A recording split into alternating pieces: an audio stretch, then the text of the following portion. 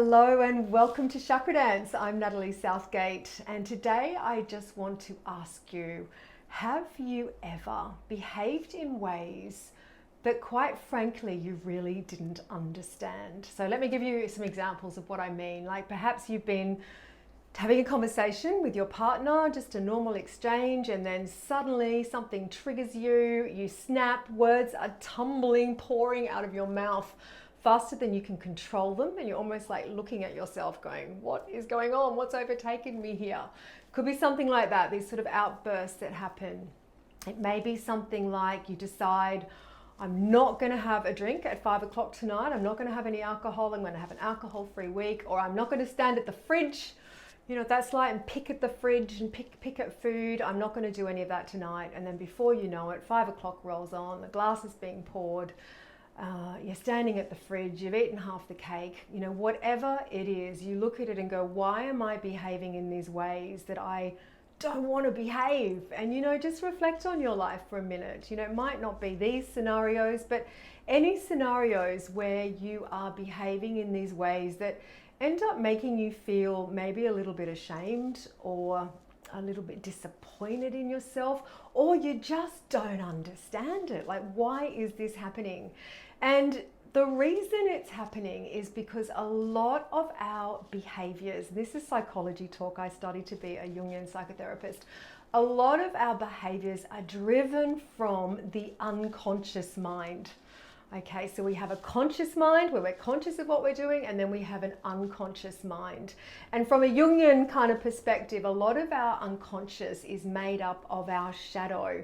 So if you haven't heard of that terminology, the shadow is really the parts of us that we've buried. So we may have buried like our anger, or we may have buried different feelings, or even different experiences that we've had, or traumas that we've had, or anything that's made us feel either embarrassed or humiliated or terrified, or any of these things. Quite often we bury as a way of surviving, and we bury them into our unconscious mind. Now you would think, you would want, when this happens, you would think, you know, wouldn't it be good if it just went away? But of course, if you bury anything, we know what happens. It doesn't just go away.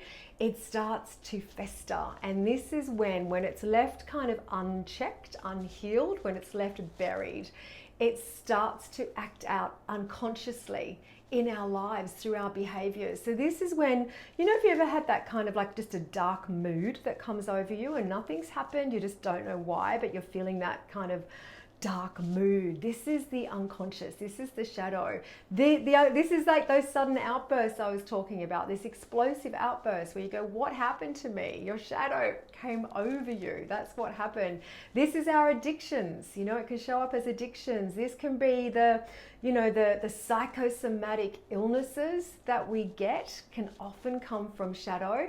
It can even be the unconsciously inspired accidents that happen in our lives. Okay, I know that's a big concept to take in for many, but you know, this is what the shadow can do. I want to share a little example because I think theory's one thing, you know, we can understand it in theory, but I think it's through really going like an example of how this might work that might help you. I know this really helped me.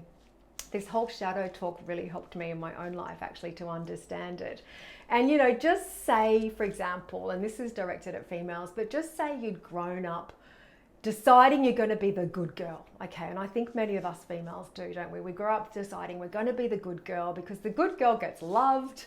Everyone, you know, is how you get accepted, is to be the good girl. So in order to be the good girl, when anger came up, you know, maybe when you were little or even a teenager, when anger came up, you're like, no, I can't express anger. Good girls don't get angry. Yes, I'm going to bury that anger somewhere deep within me, okay?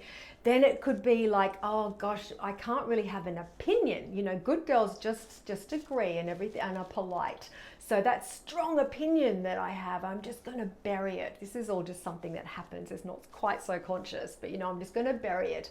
Or it could be that, well, I can't really have a voice even. And then there's that wild energy where something you're really passionate about, but it's different.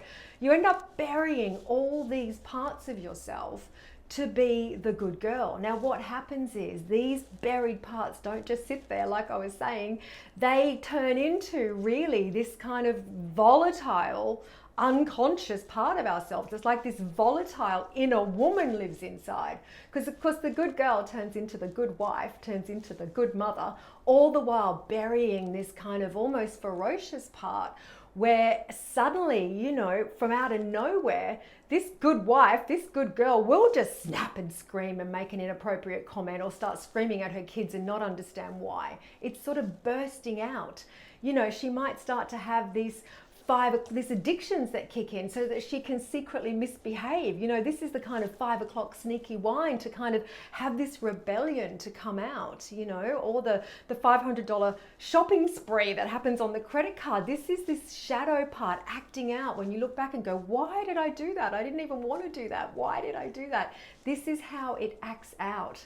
And, you know, it can act out in all of these different ways. So the way to heal these behaviors, which is how this conversation started, to heal these behaviors that we don't understand is to actually work with bringing this shadow into the light. Now, if you're anything like me, when I first heard this, when my psychology teacher said this is what we were, you know, signing up to do, I was like, what?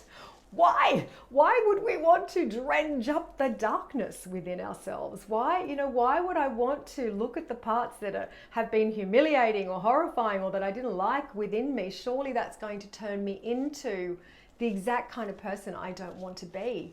But you can see unchecked, you know, the bad girl, in a sense, that you've put down is running the show, okay? For someone you've buried, she's really running the show. And of course, there is no bad girl. You know, accepting the light, actually bringing this part of yourself up into the light is just acknowledging that, yes, I have feelings. Yes, I will get angry in appropriate ways.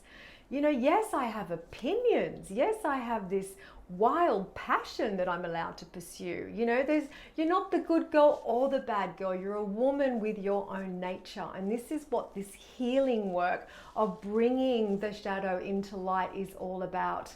So you might be wondering how, you know, because it's one of those things, we've buried a part of us. And therefore, it's really hard to see it. You know, it's really hard to acknowledge that that even exists within us. So how do we find it? And this is what Jungian psychology is all about. I'm sorry, this is turning into a bit of a Jung lesson, isn't it? But this is really at the heart of what Jungian psychology is about. It's about forming a relationship between our unconscious mind and our conscious mind, so that this connection, this communication, this integration can happen.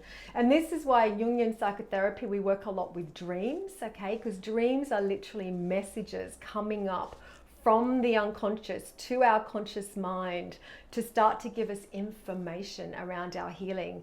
Jungian psychology also works with something called active imagination, sand play therapy, and then of course chakra dance. Now chakra dance, I created chakra dance 24 years ago while I was studying to be a Jungian therapist. So it's kind of in the very bones, the core, the blood, the essence of what chakra dance is. I really feel it to be like a body-based, movement-based, chakra-based Jungian therapy, because what we're doing in the chakra dance practice is starting to very gently, and it is so gentle, okay, to bring parts of the shadow, parts of the unconscious up for healing. And this is a practice, okay? It's not something that you're just going to do once and it's all going to be magically healed, or your addictions are going to go away. It is a practice, but the more you do this practice, the more you will notice. This is what's happened for thousands of people around the world. It's not just for me, okay? I've witnessed it in thousands of people around the world. Suddenly these behaviors that you just don't understand just drop away. Okay, because as you heal the shadow, as you bring that to light and start integrating it, there's no acting out unconsciously anymore. Like obviously there's layers to it, okay? We're always working on the next layer. But over time, the more you do this chakra dance or Jungian work, the more you have more of a sense of conscious control in a way of how you live your life. So I felt very called to sharing this with you today. Chakra dance is a beautiful practice. It's not scary. I know it can sound scary because it's all done in a sacred space, and it's beautiful because we're doing it with movement. We hold a lot of this shadow in our bodies, you know, a lot of it in our chakras. So we kind of put a spotlight and we work, and it's a joyful way of doing this healing work. So if you'd like to try chakra dance, if you haven't, we've got a home practice called the daily practice.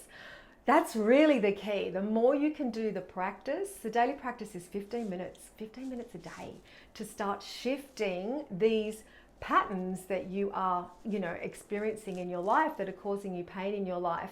And then we have facilitators all around the world who offer more deepened processes. Okay, it's still chakra dance, but they take you on a deeper journey and hold that sacred space for you and guide you into this place of deep healing. So check out the website chakradance.com, find a journey that suits you. Please just hit reply, you know, in the comments. Let me know if you've got any questions. And yeah, just remember, you're not alone. And to be a little bit gentle on yourself next time you have one of those explosive outbursts, or you know, eat half the fridge, or whatever it is for you, know that it's coming from a place of woundedness, of shadow, and that and you know, you're human, and to love yourself, to give yourself that love, but know that there are ways to start to heal this. So I'm sending you many, many blessings and much love.